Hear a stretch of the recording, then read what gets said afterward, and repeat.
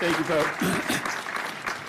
Thank you very much, Poe. Thank you to Newtown Action Alliance for continuing to lead this vigil and this important event. The real thanks is to all the folks who are standing with us. We are just constantly in awe of your ability to grieve and to advocate at the same time. We wish you didn't have to do this year after year, but as we said last night and we repeat today, this is a social change movement of epic proportion.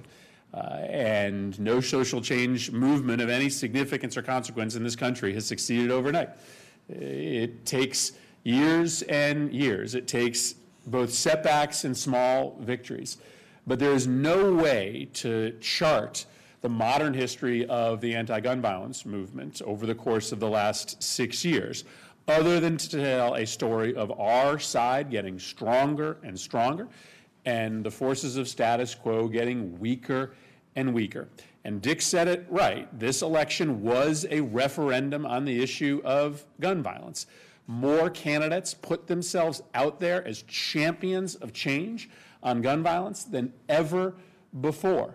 In a district that the whole world was watching in Georgia a year ago in a special election that Democrats lost with a very capable candidate, we nominated in the general election a survivor, Lucy McBath, who lost her son, who ran in a conservative district with her #1 issue being her story of perseverance and her desire to make a change, and she won.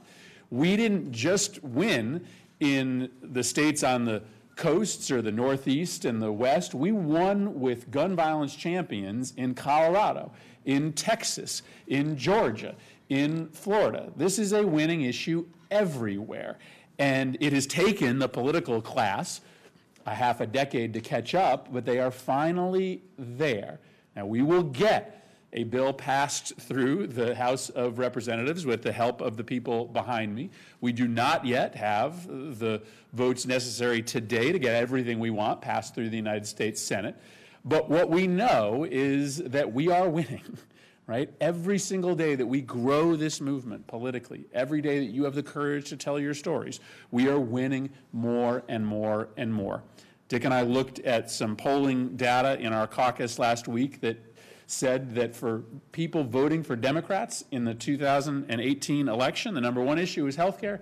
The #2 issue was guns, not taxes, not the economy, not education, not all sorts of other things that are really important that used to be #2 and 3 and 4 in the polls. The #2 reason why people came out and voted for Democratic candidates around the country was their position on measures that would make sure that fewer of these pictures have to be displayed at events like this.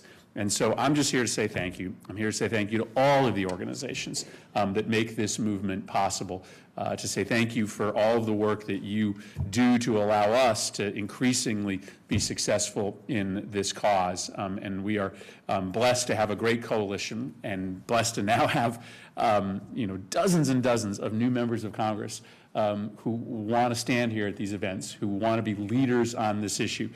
Mike and Elizabeth have led the gun violence task force in the House of Representatives. They can speak about this, but they aren't going to have enough room, they're not going to have enough seats in the room for all of the people who want to join them in their work, and that happened because of you, not because of us. And for that, on this 6th anniversary of this vigil, I'm greatly thankful. Thank you all.